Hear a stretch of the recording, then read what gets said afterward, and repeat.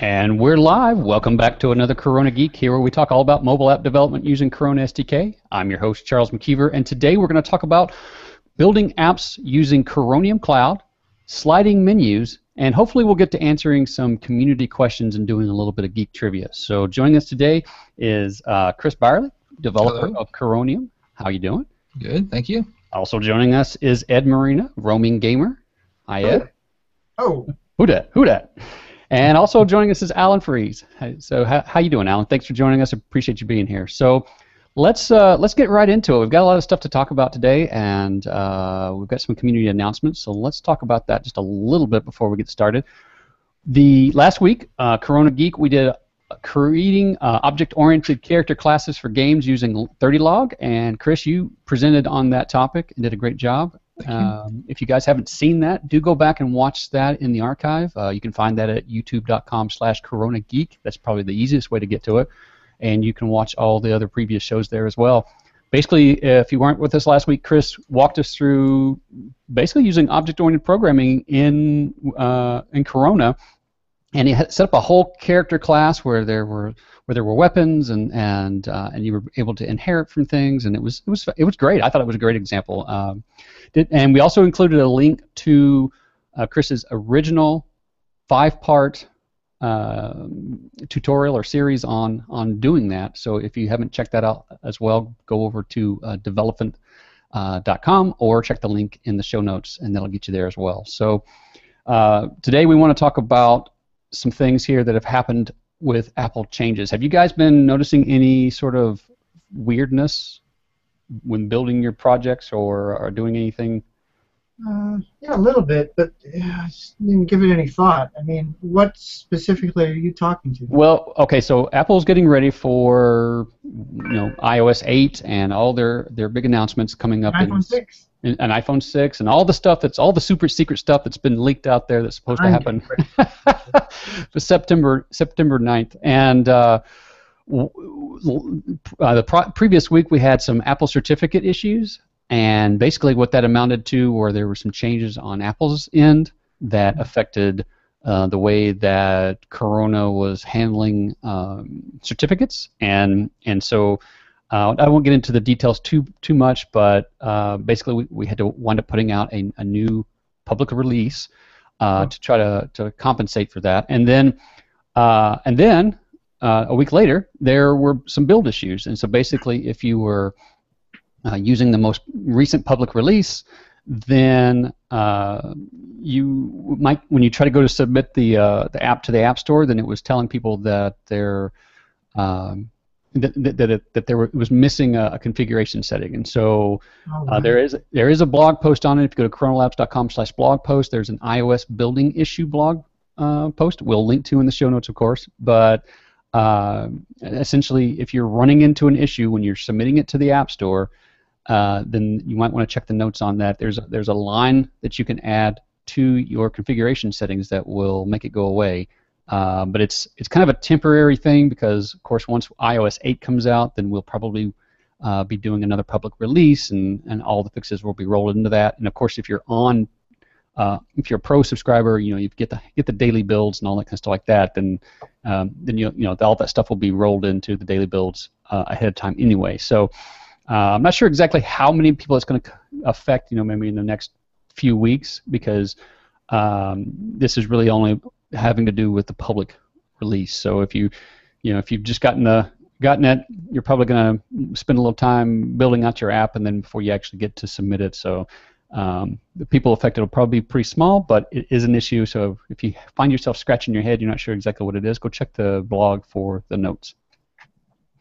And I just think it's interesting that Apple's making all these. It's kind of funny. They're not really publicly like, hey, we're making all these changes, right? We don't get a notice, and I don't think they publish it anywhere. It's just sort of they're just quietly changing these things behind the scenes in preparation for iOS 8. So it's kind of interesting. And I know that at their developer conference, they talked about a bunch of different things that they're going to be implementing, like parental controls and different ways for people to share applications and all this other stuff. So I'm sure you got to break some eggs in order to make that happen, I assume. So let's get to it here. We've got, before we do, I want to remind everybody that Corona University, if you haven't been over there lately, or if you don't know about it at all, you can go to coronalabs.com/university. There are guides over there. There's tutorials. There's over 100 videos that have been created on Corona SDK, on widgets, on physics API. There's even a bunch of, I think there's maybe 20 or so sample app videos. So if when you download Corona, you have all these sample apps, sample code that you can kind of play with. And we've created some videos over there just to show you those sample apps in action, so that you don't even have to build them and put them on your device, and you can just kind of see them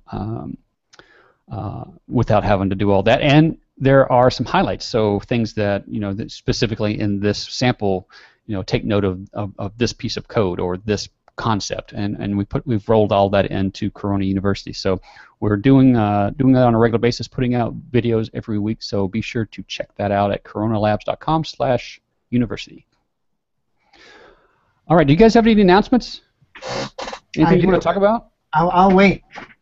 Well, I know you do, Ed. I know we would definitely want to look at some of the Coronium stuff that you've been building. I got 3 things actually. One of them is the Coronium thing. Oh, 3 things. Wow. Yeah, sweet. I can announce that on the 1.9.0 of Coronium SSL was implemented, and I put up a full tutorial now on how to actually get the free certificate and how to make that happen, so you can encrypt your data back and forth from the client to the server. Excellent. So I'm just going to put that in the chat here, and maybe we can throw that in the show notes. Yes, definitely. Thank you. And somebody remind me to grab all the notes out of the chat before we close out, because I typically forget. I close it, I'm like, oh. At least the chat had history. That'd be. I know it. Yeah. Don't you think? Yeah, it would be great. Google, if you're watching. here's our list of things that we'd like to have. Yes. Google, if you're paying attention. Well, they're doing something. They're always changing the interface or adding a feature. Driving a car around. I don't know. Yeah. Which those cars, I heard that they're actually allowed to go 10 miles over the speed limit now. So it's getting interesting, I think. So. That's a little spooky. I tell you what's spooky is every time closely by a car, it just could be Google. I tell you what's spooky is every time I Google for something, Google comes back with suggestions that are right on target. It doesn't even matter if it's just like a conversation with my wife. I'm like, hey, blah blah blah, and she's like, yeah, and I go and I Google it right to find a link to it, because maybe it's some here in Austin or something that we want to go to, and boop, it gets the exact right result, which makes me think that my house is bugged. I don't know. Someday you're going to be like typing something into Google, it's going to come back, I'm sorry, Charles, I can't do that. That's right. Stay where you are. The authorities will be at your house in a moment. Yeah. I'm going to start a tin hat collection. So, okay. Ed, what did you... okay, I got 3 things. What did you have? In no specific order, but I'm just going to... Last week you mentioned OOP, right? Yes. So Chris talked about object-oriented programming, OOP for you, Sergey. I think that's how you like to say it. And after the show, Steve, a.k.a. StarCrunch, wrote me, and he said that he might have a solution, because in the show I said, I really wish there was a way to use this on top of display object. So creating a display object and somehow magically get it to inherit a bunch of object-oriented sort of like features from some other class. So have a Lua class on one side, display object on the other, and inherit that stuff onto it. And I haven't worked it all out yet. I haven't had a chance to really try out the solution, but the solution involves duplication of the metatables. That is part of the standard solution. And duplication and reuse of some of the meta methods, index and new index. So a little bit of magic with those. Anyways, I'm hoping maybe next week I'll have a chance to try this out and we can yay or nay this one. But I just wanted to say thanks to StarCrunch for that, or Steve, and move on to my next topic, I guess. Yay! Thanks, StarCrunch. Yeah. So my next topic is Coronium. Sounds like a space Coronium show. Also try proxy in Lua. Sir? Also try proxy, new proxy function in Lua. It might be helpful. New proxy. See now, put the brakes on right there. I'm writing a note. Well, see, this is why I like having these conversations, because I know you were hesitant to say anything last time, Ed, and out of that conversation has come all these other recommendations, all this other, you know what I'm saying? It's a buzz. So I don't want to say it's not possible. In fact, I think last time what I said is I just haven't figured out how to do it yet, in such a way that makes it feasible as a programming methodology that doesn't have like a lot of overhead. Yeah. Because I don't like anything that's going to require hundreds of lines of specialized code. I mean, yeah. Yeah, and I just want to reinforce the fact that you and Sergey, you guys, and even Chris, you guys, as this stuff comes to you, you have this conversation about it, and then you guys share it back out in the community, and I think that's the way things should be. Yeah, that's what I think it's so all too. about. Speaking of not ick and not hundreds of lines of coding, I just want to give a big thank you to Chris for all his hard work on Coronium. I was excited about it when I first heard about it, but I just never had the time to switch over and give it a try. But I have. I'm currently using version 1.86. Sorry, Chris. I'll move up to 1.9 as soon as I get a chance. But using Coronium and about 200 lines of code or less, most of which is just error checking, not the actual core code, I put together a module for myself that allows me to create a game which can then reach out to the server, and the server will feed the game a seed, current high scores, things like that, and allow me to create multiplayer games where they're not really multiplayer so much as you're competing against a pool of people for any period of time, and in this example, my games will be 5 minutes long, although you see the timer is only 3 seconds. I'll explain that. And what it does is it lets me create a new game for a bunch of people to compete for a short period of time so they can try to outdo each other, as we always do in multiplayer games. But the point is that Coronium made it super simple to do this, and then I love it because you can live update just about everything about this without having to stop your server, without having to do anything dangerous or horrible. For example, what you see now, if you're looking at my screen, is you see a competitive page here, and what it's doing is it's reaching out to my server running Coronium, and it's saying, what is the current game, how many games I've played, how many people are online, and give me the seed so that I can use that as my random source generator to generate the level that I'm going to compete on. And currently, I'm running 3-second games, which is just as an example, and I'm having it inject fake data for how many people are online, just to give us something interesting to look at. But if I wanted to change this to the actual 5-minute games, what I would do is I'd just go over here and change this file, which is a file that's out on the server. And let's just change this to 300 seconds, save it, and then you're not going to see this because it's got the URL data and all that, and I don't want to share that. But on the other screen, I'm using FileZilla to upload that file. Actually, I can, if you're not aware of this, you can edit a file via FileZilla in a browser, and then FileZilla will say, hey, you made a change to that. Do you want me to upload it? And so I'm saying yes. And then momentarily, we should see this start doing. There it is. Okay, and so now the last game got done, and now games are 5 minutes long, and we just proceed. So let me stop you for a minute because I'm feeling a little confused, but I think I know where you're going. So you created this game that lets people play against each other for very short periods of time. So what exactly? Well, okay. What exactly does the game do? And then I understand that it communicates with the server to make the multiplayer happen. So tell us, once you've explained the game, tell us how the, tell us about the back end and how that. Okay. So I'm not going to tell you exactly what the gameplay is about because I am mid-release on this game. Okay. And this is part of announcement 3. Just give us the announcement 3. Just give us the overview, right? The overview is it's a minimalistic arcade, not a shooter. Okay, it's arcade. It's arcade. It's an arcade game. Okay. It's an arcadey game. That's the most I want to tell you at this point. Okay. The design of the game is that you play endless mode or you play against increasingly difficult levels where more and more content is coming at you. It's a typical shooter scenario, right? Are you truly playing against somebody in real time, or are you playing your best score against somebody else's best score? Okay, sounds so like a pool of players, right? You can play against yourself, right? It's a pool of players. You can play against yourself and try to get better and better at the game. But if you want to go online and be competitive, and that's why I call it competitive, it's not where you can see the other people's characters or their ships or whatever. What it is instead is for 5 minutes, everybody will get the same level layout via the seed. So the server gives me a random seed, which then I use to seed my random number generator.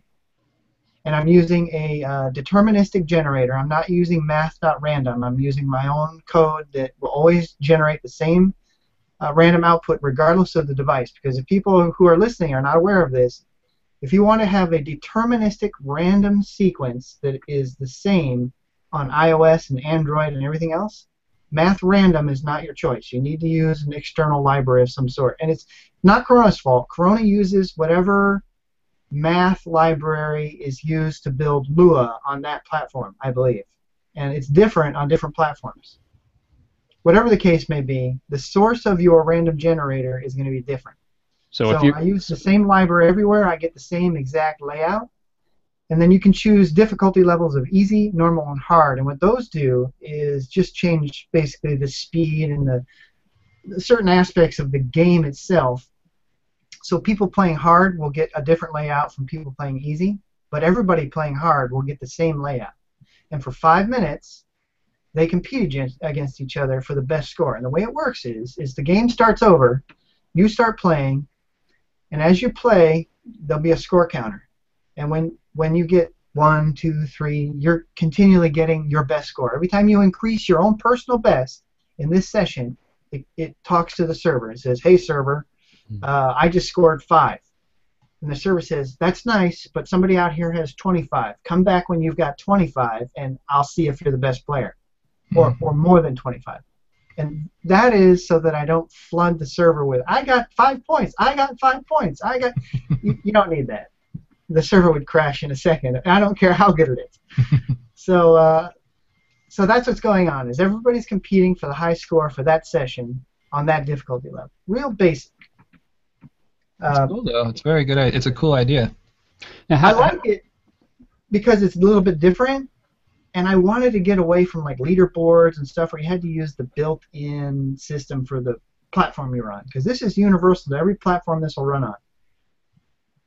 If you've got an internet connection, and this game can run on your platform, be it Ouya, some Android, other Android, whatever, everybody can compete. Everybody will have the same challenge, except, you know, the people on Ouya, I guess, as an example, will get to use their controllers. It'll be a little different for them. But other than that, everything's the same.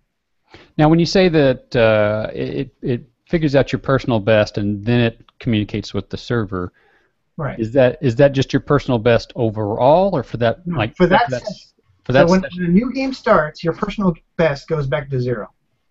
You start playing, and your personal best goes up. So in the beginning part of a session, there will be several people hitting the server, but quickly somebody will pull ahead, and everybody else will get the message.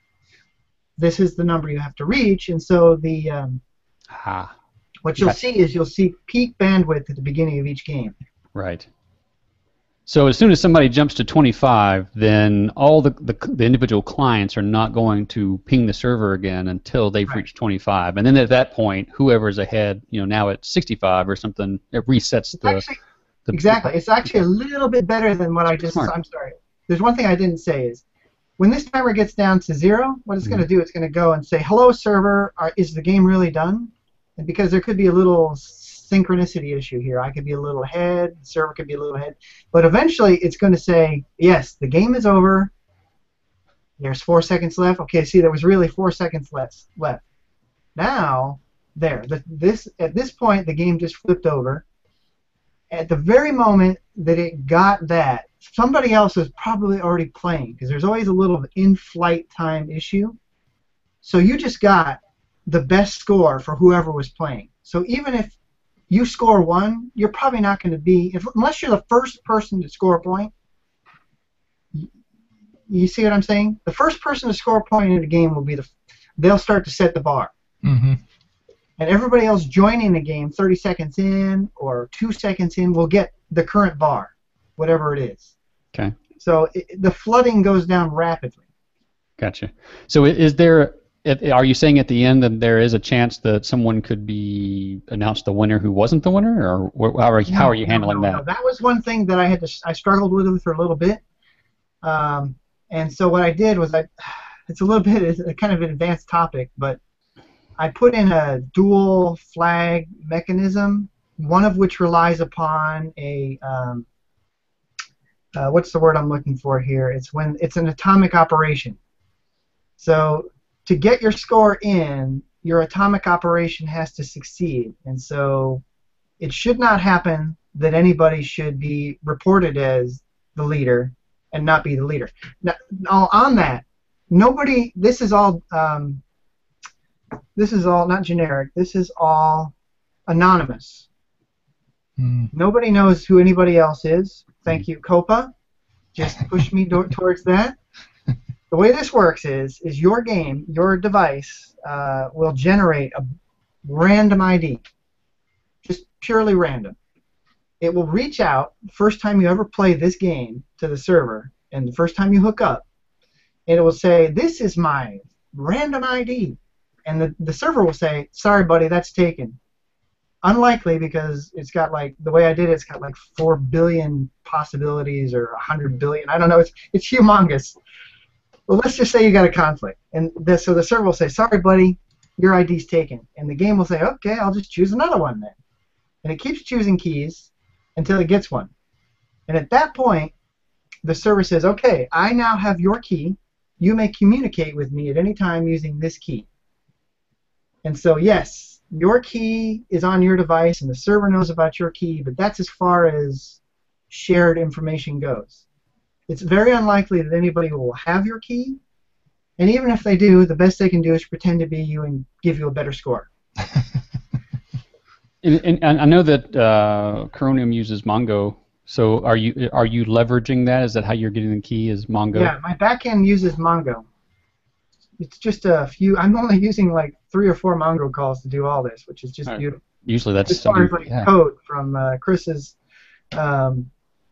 Chris's library or his API on top of Mongo just makes this really simple. That's one of the great things about Mongo, really, is that you can kind of go in and start just right from the beginning with the code. Just say, "Bow," you just want to inject something in and not even have to worry about keys and all that stuff like that. You can just kind of go.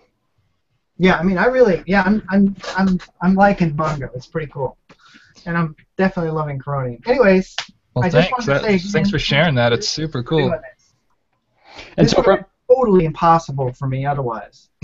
and so from that, you created the game, you created the back end logic and stuff like that, and then you also went so far as to create you built it into your game so that it could kind of play itself. Or generate user sessions? Yeah, and stuff because I need to test this, so what I did was I added a flag on the server side. It's just a single variable in one of the scripts. Actually, there's 2 different variables. One to get more verbose output, and another one to produce what I call injected data. And so what you're seeing in this graph here, this is on my test server running my now alpha/beta version of the game. And the server is injecting players. And the way it's doing that is, when it first started, it said, "I've got 10,000 players." And then every time a new game starts, it says, "How many players did I have? Increase or reduce that by 0.5% or whatever percent." I think right now I made it something wild, like between 5 and 25%, so you can see wild changes in how many people were playing. And I did that because I wanted to make sure my graphing and everything else was working. So. Well, it should handle a lot of clients. You should be able to handle 10,000, to be honest, even on the small server. I'm hoping. Yeah. Oh, I'm running it in debug mode right now. I haven't flipped the caching switch yet. Oh, okay, yeah. I mean, on the micro instances, you can supposedly hit up to 10,000 connections. I'm hoping. Yeah, well, I mean, I'm yeah. hoping for more than that. I'm hoping I'm going to have to split this across more than one server instance is what I'm hoping. Yeah, I'll just throw more memory at it. It'll take it. Yeah. Well, yeah. So as far as that goes, Chris, I got a question for you. Mm-hmm. Let's say that my server did start getting bogged down.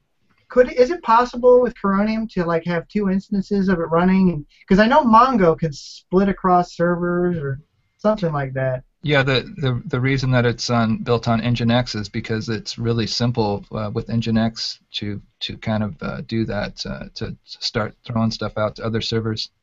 Yeah, because I mean, if you do get to that, I need to mirror this on two servers. Yeah, it's like a front end proxy that it can just start throwing stuff out to other servers, even can pass the variables and everything. So if you ever do get to that point, let me know. I will let you know because I'm going to be running all my games. You should be able to scale up first for a while. Yeah, no, I'm gonna. This goes to announcement 3. Let me make announcement 3. So announcement 3 is when I get this game done, which is why I'm not showing it to you, and it's almost done. I don't know if I mentioned this before, but over the past years I've been working on SSK and all this stuff, and I assembled my kit of like all the things that I've created and all the things I learned into one huge kit. So what you're seeing here is actually this kit. So for example, if I wanted to, I could switch this over to my let me find it. I'll show you what I'm doing as soon as I clean up the screen a little bit. Super secret stuff. Well, I don't want to show you something that's not. Yeah. That's all right. I don't want to be an idiot and go, ha-ha, look! Hey, Chris, I tell you, I love Nginx. I was amazed to find that how much faster it is than your vanilla sort of Apache. It's fantastic. So I'm glad you chose that route. Yeah, when I started putting it together, I was just kind of looking for everything that was kind of the most cutting edge kind of stuff being used and the fastest we could get on just commodity hardware. None of us are rich yet. Organized here. This wasn't part of my demo, but I'm going to do it anyways. Well, I'm going to have to bounce, guys. All right. Well, Chris, thanks. take it easy and just keep working on Coronium. That's all you need to do. Yeah, I really appreciate the support and appreciate you taking the time to mess around with it. All right. Well, I can't say enough good things about it. All right. Thank you. See you guys later. See you, Chris. All right, Chris. Bye. So what I got going on here is I'm just going to demo this. So now I got everything that I've ever worked on basically in one place. And I work on it, and then if I fail to finish it, I keep it around. I can come back to it later. So changing one line of code, I'm going to change this, rerun this, and it should launch my Coronium 1.86 tester, which is how I learned about Coronium. And you can see all my little things here and whatever. Or I could go into one of my other tests, like I've been working with Spine. So what we're looking at here is something you created, this Coronium 1.86 test. Like super starter kit. It's got everything in it. And this isn't the announcement, but this is leading to the announcement. So we could change this to landscape, and then I'll rerun this. And there's my spine test, which I was doing some spine testing. Or I'm working on a editor. For creating things and drag and drop editor that will run in the simulator. I'm also working on another variant of this, which is probably a little better. Drag and drop editor. I'm using the keyboard here, so this works on both systems. Anyways, the point is all my little super projects that I like to ramble on about and work on are in here. So let's go back to the game before I totally lose my train of thought. When this game is finished, let's go back to portrait mode. And that should be in, I should be finishing and publishing this game here this week. So I'm going to set a starting date of September 1st for what I'm going to call 30 days of games. And in 30 days of games, and I'm going to make an announcement of this in the forums. I'm hoping that people will join me, Sergey, among others, and yourself, Charles. Yeah. My personal goal in this 30 days is to make and publish 10 games, which is significant. That's a game every basically 3 days. But I'm going to use my old content, stuff that I've worked on here, new ideas, whatever. I found that this kit, the way I put it together, allows me to fly on development. And you're gonna share that kit? Is that what you're saying? I am not going to share this kit. This kit is not going to be shared. No. However, this is Ed's kit. Okay. Products that I'm working on will come out of this kit. If you're watching this video, you can scroll back and forth and see the things I'm working on by looking at the Sublime as it goes by. So we'll just take that down now. So where is this coming from? There's been a huge push lately for minimalistic games, right? Right. Follow the line, all these things. And I talked about it on the show, and I bemoaned the fact that, geez, these people are doing these things, and I'm not getting on the bandwagon. What's the problem here? I'm getting on the bandwagon. I'm starting a series of games. And the premise of my games is no time for art. I'm not an artist, so I'm going to keep them minimalistic. This is what I call my not fart principle. No time for art. Yes. And these are all going to be.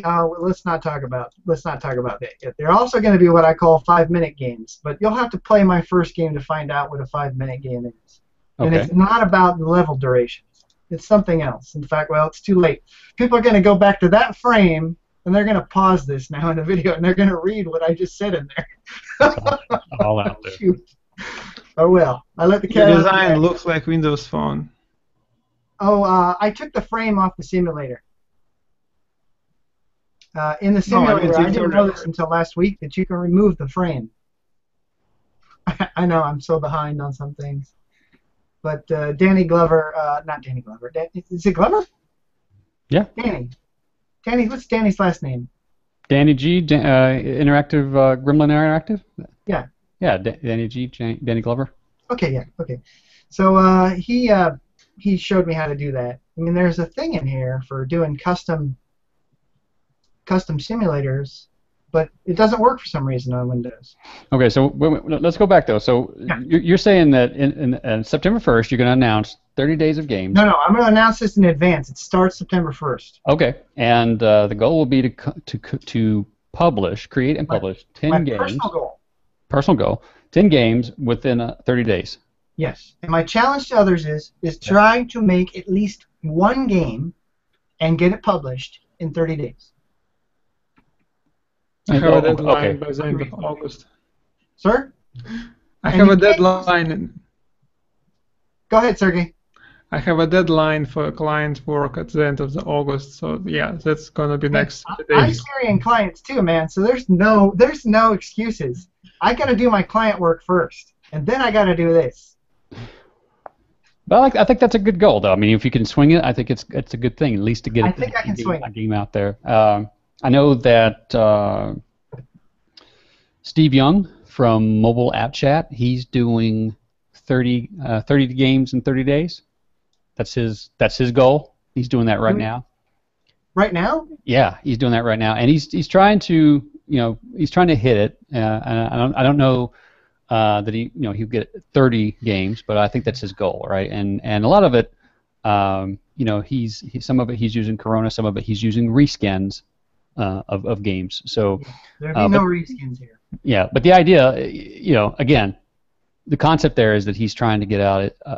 He's trying to challenge himself to put out as many games as he can within that 30-day period. So I think that like yourself, doing 10 games is great if you can swing it. If you can, and if you can't, one game would certainly be a reasonable goal to go for. I don't want anybody to feel bad or something. I mean.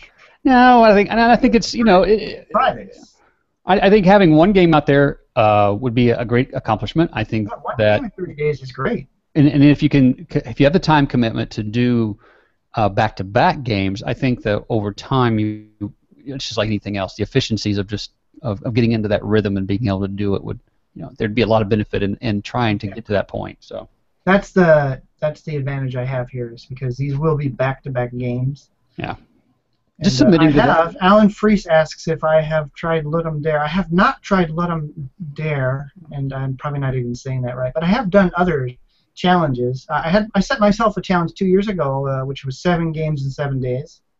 I've also entered various contests for Make a Game in so many days. And I don't want to do a simple challenge this time. This time I want to do something that is an exceedingly more challenging challenge. Right. You want to stress yourself out. I want to push myself to the absolute limit this time. Right. And do you already have ideas for games? I mean, is that something? Yeah, you've I've done got in a advance? list. I mean, I'm going into this with a list. I'm going into this with actually some partially worked on games. Right. Nothing is off limits. It's not like other competitions where you have to start fresh or you don't get to use certain themes. I get to do anything I want. Basically, I get to do anything I want. So I can fly to Portland, punch you in the head, take all your code, and as long as I can get that done in 30 days, I'm no, good. You're not allowed to do anything. Especially if it involves punching me in the head. Yeah, so I wanted to just say one thing about this competition. For me, at the end of 30 days, a game is completed if it has been submitted to the Apple Store. It does not have to have been accepted yet. Because if you've been here, you've done this for a while, you know that sometimes the acceptance thing takes a long time, or they come back with a small complaint about something and you have to fix it. So for me, it will be good enough that it got to the point where I was capable of submitting it to the store and feeling like if this gets accepted, it's good enough to be out there. Yeah. Well, and here's the other part of that concept that I like, and that I just want to highlight because it may not necessarily be obvious, is that you said, these are simple games and they are time-limited games, or I think too often, especially myself, I mean, I've got a hard drive full of code, and I'm like, well, that's good, but it's not polished, it's not finished, it doesn't have all the bells and whistles that I can imagine, and so taking that, dusting it off, creating some graphics for it or whatever, not even graphics like you said, just submitting it. I mean, most of that stuff is probably already just ready to go. It's just a matter of just saying, this is it. This is good enough for right now. Just put it out there. That's exactly what I'm doing, and I'm very much avoiding feature creep, which is what you were talking about. Right. Yeah. Yeah. Well, and I think of all those things like like we're going to talk here in a minute about sliding menus. I think of level selection and making sure that you have a theme for your graphics, or you're trying to tell some kind of story. And I just get bogged down on all those details, and it would be better, I think, at least at this point, to just see something and say, okay, well, this is good enough for the time being, and just go ahead and just put it out there, and then iterate on it over time. So, yeah, good challenge. I like it. Over time is the key. Anyway, I've used up a lot of your time here.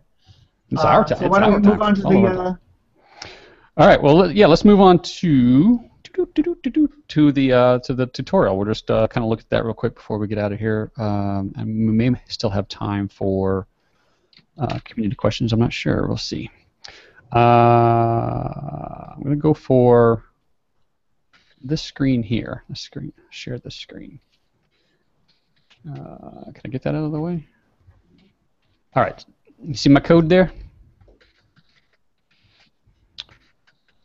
Yes. Okay, thank you. Let me bring up this other window here. Run sheet. I think that's the one I want. Okay, so this tutorial, I'm gonna drag this window over here. This tutorial comes off the Corona Labs website. So if you just go to coronalabs.com/blog, the other day Rob Miracle published this, and it's building a sliding menu. So you can actually use this in conjunction with the previous tutorial, which was actually doing level selection. So if you wanted to kind of combine the two, you can make something pretty sweet. But we're just going to go through building a sliding menu here in the next few minutes, and everything you need is going to be here. There is one line of code that we'll talk about at the end that's not included in the tutorial, but if you scroll down to the comments, there was some conversation going on there, and basically the line of code that we're going to look at is I grabbed out of the comments. So so thanks for that. Okay, so let's look at what we got here in the code. Hopefully that's big enough. Let me bring up the simulator while we're at it as well. Okay, so let's look at the app for a minute. The sliding menu, basically anytime you tap on the screen, you get a scroll view of randomly generated circles. And well, they're all the same circle, but the colors are randomly generated. So they change every time. So you can scroll back and forth, and you can imagine if these were, like a level selection or some sort of objects for in-app purchase, or anything that you can imagine that you would need a scroll view for. So, and then when you select something, so when you select one of these dots, I hate when the simulator does that. When you select one of these dots, the menu goes away. So if we look at the terminal here, so if I click on the screen, I get a dot. I click on a dot, and it'll show me which one was touched. So there's, I think there's like 20 dots that are generated. So if we scroll all the way down to the end here, then you can see that 3 was touched, 6 was touched, and then I just touched dot 18. So let's look at the code for that and see how all that works. So the first thing we're going to want to do is require our widget library, because this is a scroll view as part of the widgets.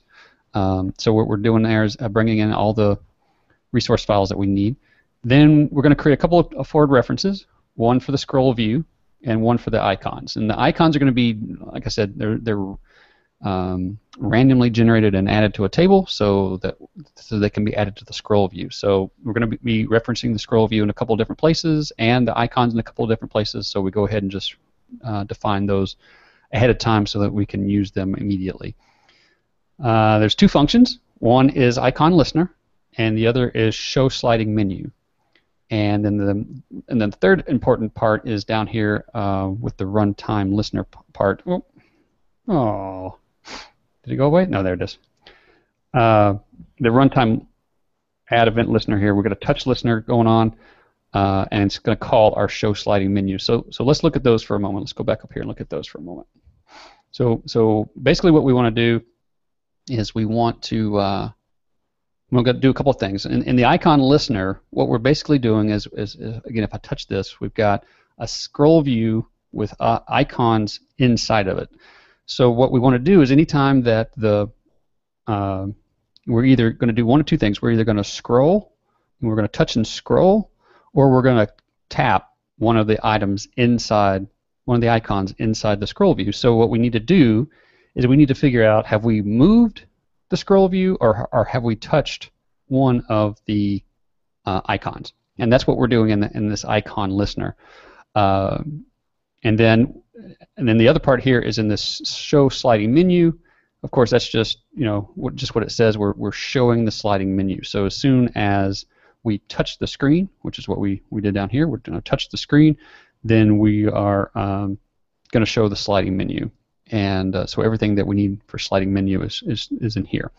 So if we go back to icon listener, what we're doing is we're gonna pass in this event. We're gonna pass in the event. We're gonna grab the ID of whatever was passed in. Like I said, there's 20 some odd icons there, so we want to know that ID if we want to do something with it. And then what we're gonna do is we're gonna figure out, was it moved? Right here, is it moved, or was it touched? And if it was moved, we're going to know that by calculating the difference between where the event started and where it is now. So basically, we're looking to see if the difference was greater than 5. So when we touch something, when we touch an object, we're pretty much it's kind of funny. Your finger is never in the exact same point, right? You your tip of your finger kind of wobbles around, but as you slide across the surface, you can register a big difference from A to B. So we want to know, was there a big enough difference that we can determine that we're actually sliding our finger across the screen and doing and scrolling. And if we are, then what we're going to do is set the focus on that scroll view. And this take focus that's listed here, if you go to the docs, in scroll view widget and look up take focus, it actually has everything that you need to know here for what that does. And essentially it just is doing just what it says it's doing. It's giving focus or taking focus. The scroll view is taking focus so that Let's see. It says if you have an object with a touch listener inside a scroll view, such as a button widget, you should call this method within the moved phase of the object's touch listener and pass the touch event table as the sole parameter for this method. This will give focus back to the scroll view, enabling it to continue to scroll. So again, at this point we've determined that we're wanting some sort of scroll action, so we are basically just setting the focus on the scroll view so that it can move back and forth. And then the other thing that we want to do is if the distance isn't enough, and we've determined that basically we've just touched an object on the screen, what we're doing here is really just we're going to print the ID of the object to the terminal so that we can see it, and with a little bit of a delay there, we're going to remove the scroll view from view and make it go away.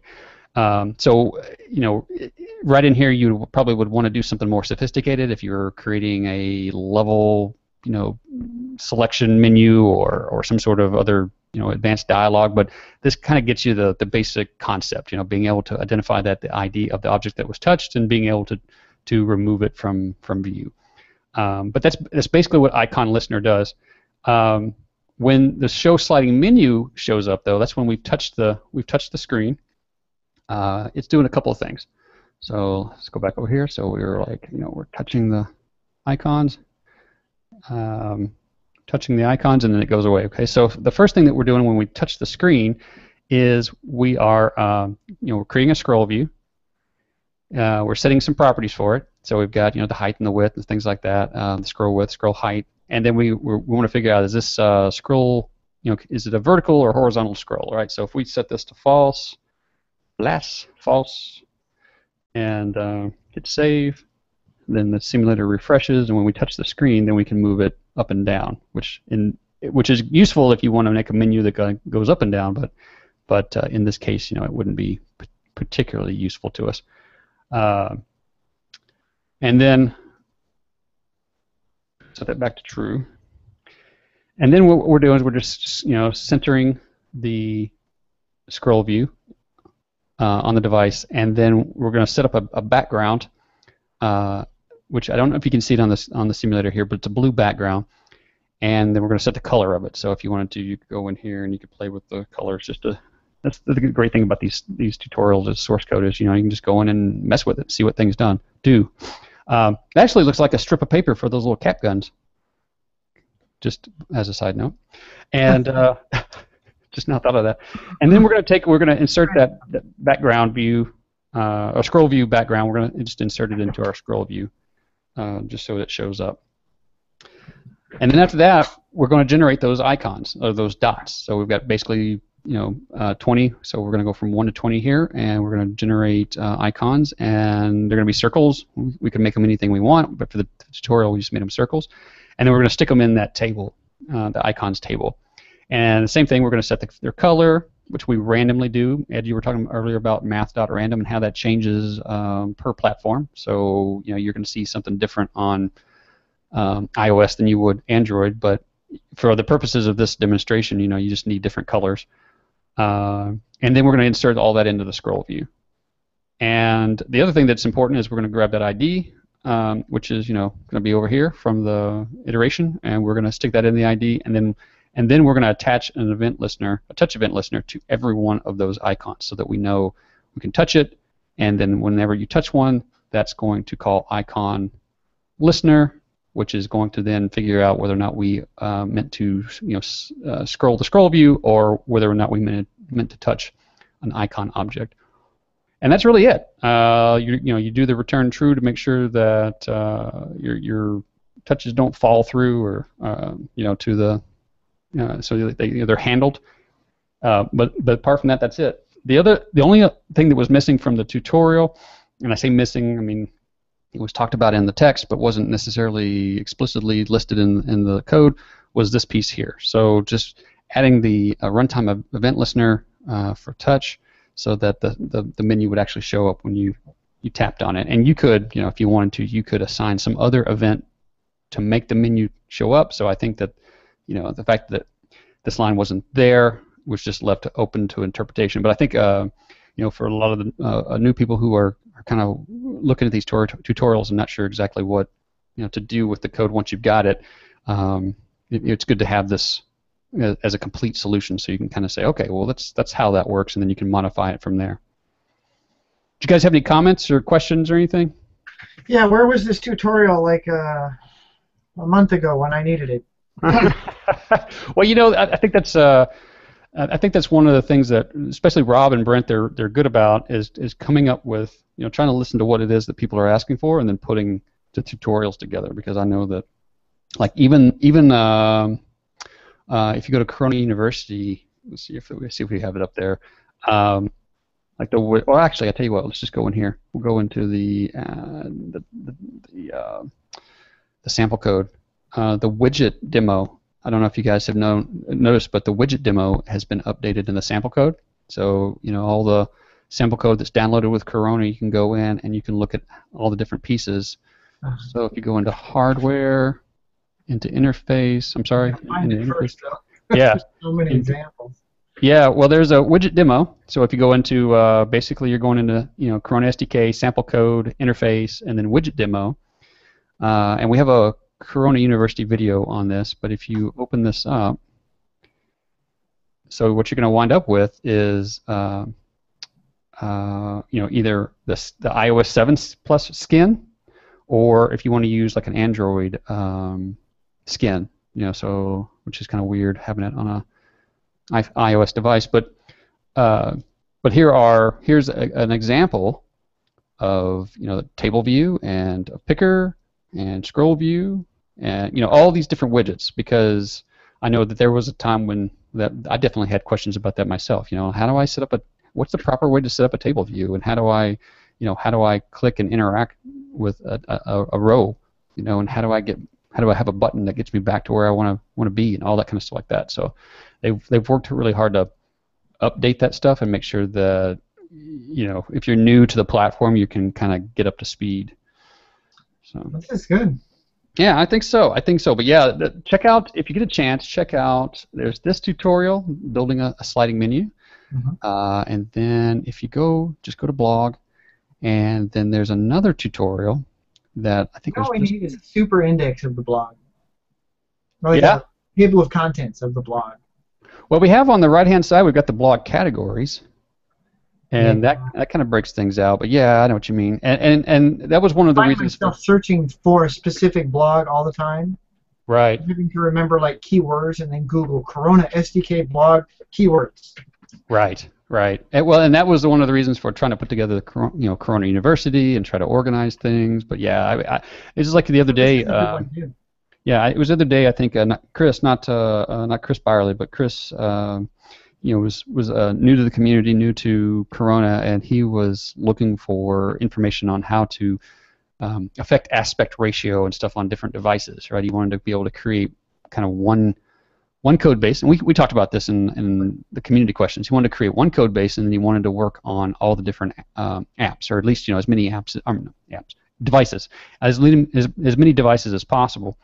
And we exchanged emails, and we went back and forth and stuff. And then at some point, he sent me a link to the build settings, or is it the build settings or the config? Which was the one that Rob did the tutorial on the ultimate config, and I was like, oh yeah, that would have been a great place to start. Go take a look at this ultimate config, blog post. I still refer people back to the old magic recipe, but yeah. Right, but old school. Either way, you get sort of a sense of what you should be, concepts and opportunities and things that you should be looking at for, handling these problems. But my point was that I forgot that Chris hadn't seen that yet. I tell people in the forums, man, you've got to do this search, because a lot of these questions you're asking are blogged, man. Right. People have put a lot of work into showing you exactly how to do this. Right. Yeah. So it's hard to. It's hard to know what you don't know, and then it's hard to sometimes, if you've been looking at this stuff for a while, you forget who has seen things and who hasn't. So I try to at least read the title of every blog when they come out so I can remember, aha, somebody did talk about that. Right. Yeah, so this other tutorial is building a level selection scene, and it's a little more in depth. I mean, we probably won't go through this, or we might. I don't know. I chose not to do it this time because if you're looking here, I mean, it's the code for it's fairly long, and but it's all described in detail. So you can take something like that and combine it with the scroll view tutorial and make something pretty cool. So anyway, so I'll put a link to that in the show notes so that everybody can go take a look. And I don't think that we've got a few more minutes here. I want to kind of answer maybe one or two questions. Let me pull this across here. I'll just leave my screen sharing going on here. Let's go back up here to number 1. I think we answered that one once before. Ta-da. Oh yeah, so somebody here said, I hope Corona has good designers for Corona SDK controllers like Adobe. I want controls to have the same look and feel as native controllers. So I wanted to point out that their widget scanning is now available for Android. So just like you saw when we looked at the widget demo, there was examples for iOS, there was examples for Android light and dark.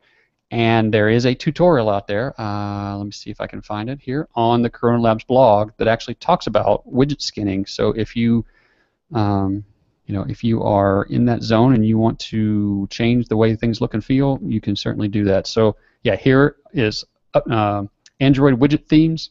So if you go check the blog out for that, there is a whole section there on, how to use the themes and stuff like that. So go check that out.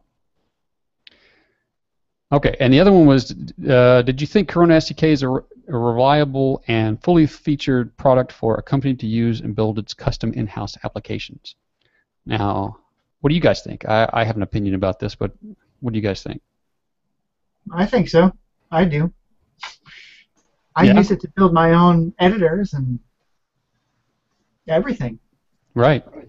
It's only recently, I think, reached the point, and I don't know what they mean by fully featured, but for me, it's reached the point recently where it's got enough functionality that I can get really creative. Like it accepts keyboard input and detects the different, at least on Windows, on OS X it does not, but detects the different kind of mouse inputs besides clicking.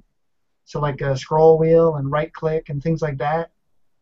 So that's, I know I bring that up about editors, but the point is that, I think so. I mean, so if fully featured, I don't know what, certainly there are things that are missing, like maybe Bluetooth. I don't know. Yeah. I'm sure it just depends on the project, but Greg, you've built some business apps with this. What do you think? Yeah, I think it's good. I mean, none of my business apps have been like really, really in depth. They've been mostly for like medical reference.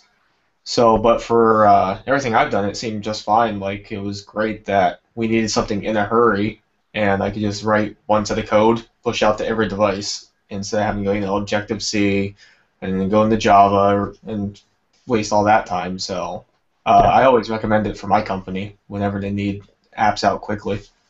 Yeah. Well, I think when I think of in-house applications, I always think about widget support. I always think about those types of things. I mean, Ed's talking about more, feature-based stuff like Bluetooth and things like that, which, depending on your project, might be something that's very important to you. But I think for going in and being able to create an application, that is one of the reasons why I originally got involved in Corona was, I wanted to be able to develop apps, and I was not a game developer, and I think that Corona's made great advances over time, and there's still more opportunity to improve, but I would certainly make it use it for in-house applications, and I've seen lots of examples of other companies who have done that. So, sure, yeah, I guess the answer is yes. Would Corona Labs consider a month-to-month subscription option to Go Pro? Now, I thought they had that already. Yeah, I can't remember. Is it billed annually though? I mean, is it built like it's broken out by month to month and then billed annual, or is it billed month to month? I don't know. I haven't dealt with that for so long. I know. Same here. I'll have to get a better answer on that. I know that it's kind of broken out from a communication standpoint, month to month. I don't remember. I'll have to ask. I don't remember whether it's billed annually or it's actually billed month to month. The biggest details on those types of things is anytime you're doing a month to month billing is really just the it's more about the system and the maintenance, and we call that the usually you have I don't know, just the logic behind when do you turn something off and when if somebody unsubscribes and it's annually. Yeah. But your point is correct. I mean, that sounds nice for the user, but I think it's a nightmare for it would be a nightmare for Corona to maintain the back end on that. Yeah, and the other part of that is that the idea is that the software is priced to be approachable. It's broken down for the communication purposes to show you the month to month. The idea being that most people are going to they're going to get in, they're going to be able to use the tool to publish their application with some advanced features like the graphics and the in-app purchases and all that stuff like that. And you're probably going to need to maintain that. So hopefully, in your endeavors, you're going to make more than you spend on the software. I mean, that's all of our goals, right? Is to make more than we spend. It's a tool, just like anything else, just like buying the computer or paying for the internet connection. It should either be a passion that you just a hobby that you're just paying for out of your pocket, or it should be a self-sustaining thing. So you pretty much will know that after your annual subscription. So that would be, but I don't know. I'll ask about it. I'll see what the current mindset is on that. And I'll tell you what, we got 3 more questions. I'm going to leave those till next week, and I'm going to also encourage everyone listening to go out and leave us some questions. Money? No, wait, no, that was to give you some money. To give Ed some money. To send the questions in. We were taking questions for the 100th show, and we want to continue that trend. So I will put a link in the show notes, and I will come up with a more convenient link that we can just say here on the show. But send us your questions and let us know what you want to talk about, and we will try to answer those here every week as we move forward throughout the year, or the rest of the year. And I think that's it. Let's see here. Let me just. Where are you there? Oh, where'd everybody go? I feel so alone. Screen share. There we go. Hey, I'm back. Hey. Oh, there. We're back. All right. Well, I think that's it for this week. Ed, I'm hoping that you get the thing worked out for next week so that you can show us all your cool stuff. Yeah. This game will definitely be done, and then I'm hoping to have the OOP answer too. Yeah. Well, the OOP answer was what I was talking about, but I hope the game is done too. So. Number 1 is the game. OOP answer comes second. Okay. Clients actually number 2 is the game. Number 1 is my clients. Number 3 is the OOP answer. And eating and sleeping is somewhere down at the bottom. Somewhere like number 10, I think. All right, guys. Well, thanks for being here. Thanks for spending some time with us. We will be back here next Monday at 12 o'clock Pacific to talk all about mobile app development using Corona SDK. Until then, have a great week and happy coding. Cheers.